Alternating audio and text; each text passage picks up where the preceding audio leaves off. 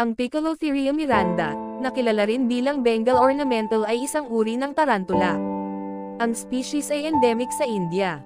Endemic sa India, ang tigre spider na ito ay ang pinakakaunting naobserbahan sa lahat. Ang mga ito ay kilala lamang mula sa rehiyon ng Chota Nagpur. Ang mga pares ng una at ika-4 na binti ay magkaparehong marka, kung saan ang femur ay itim na may manipis na distal na puting banda. Ang patella ay maputi-puti na cream. Puti ang tibia sa proximally, na may itim na banda sa malayo. Laki ng pang-adulto, nabasa ko na ang tarantula na ito ay maaaring umabot sa haba ng binti na 7 pulgada, 25.5 cm. Mayroon akong babae sa loob ng 8 taon at siya ay 7 pulgada, 25.5 cm. Temperament, ito ay isang napakabilis na gumagalaw na gagamba.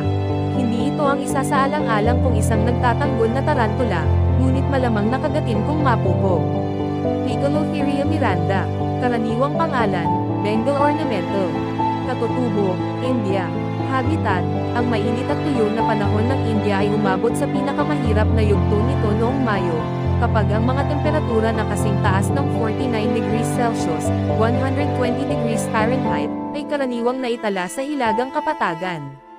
Ang mga temperatura sa Katimugang Peninsula ay medyo mas mababa, na may average na 35 degrees hanggang 40 degrees Celsius, 95 degrees hanggang 104 degrees Fahrenheit.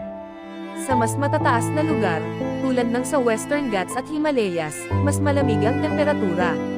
Temp, humidity, pinapanatili ko ang temperatura sa pagitan ng 78 degrees hanggang 82 degrees Fahrenheit, 25.5 hanggang 27.8 cm, at ang halumigmig sa 65% hanggang 75%.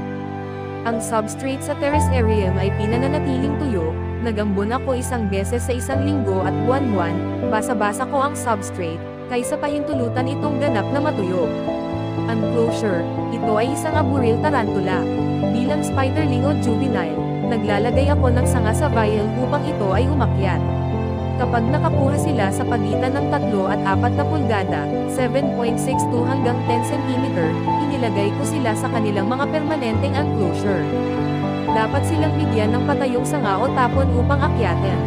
Ang kanilang enclosure ay dapat na mas mataas kaysa mas mahaba. Gumagamit ako ng isang bilog, patayo, critter cage para sa kanilang terrarium.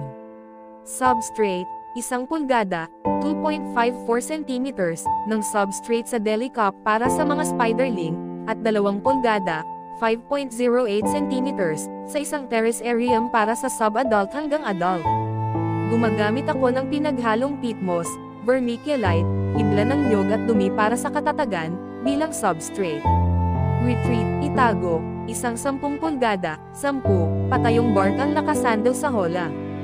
Pagkonsumo ng pagkain, nagpakilala ako ng 1/4 inch, 0.635 cm, na baby cricket sa mga spiderling. Ngayon binibigyan ko ang aking Bengal ornamental ng 1 pulgadang Bidubia roaches o 7 adult na kuligling linggo-linggo. Ang species na ito ay isang mahusay na manganding. Para sa iba't ibang uri, binibigyan ko ang aking babae ng isa, bahay tuko tuwing 6 na buwan. Mga kinakailangan sa tubig, nagdikit ako ng maliit na lalagyan ng tubig sa balat at ambon. Rate ng paglago, ito ay isang mabilis na lumalagong tarantula. Binili ko siya sa 1 pulgada, 2.54 cm. Sa unang taon, naabot niya ang haba ng binti na 3 pulgada, 7.62 cm. Laki ng pang-adulto, nabasa ko na ang tarantula na ito ay maaaring umabot sa haba ng binti na 7 pulgada, 25.5 cm. Mayroon akong babae sa loob ng 8 taon at siya ay 7 pulgada, 25.5 cm. Temperament, ito ay isang napakabilis na gumagalaw na gagamba. Hindi ito ang isa sa alang-alang kung isang nagtatanggol na tarantula, ngunit malamang nakagatin kung mapupo.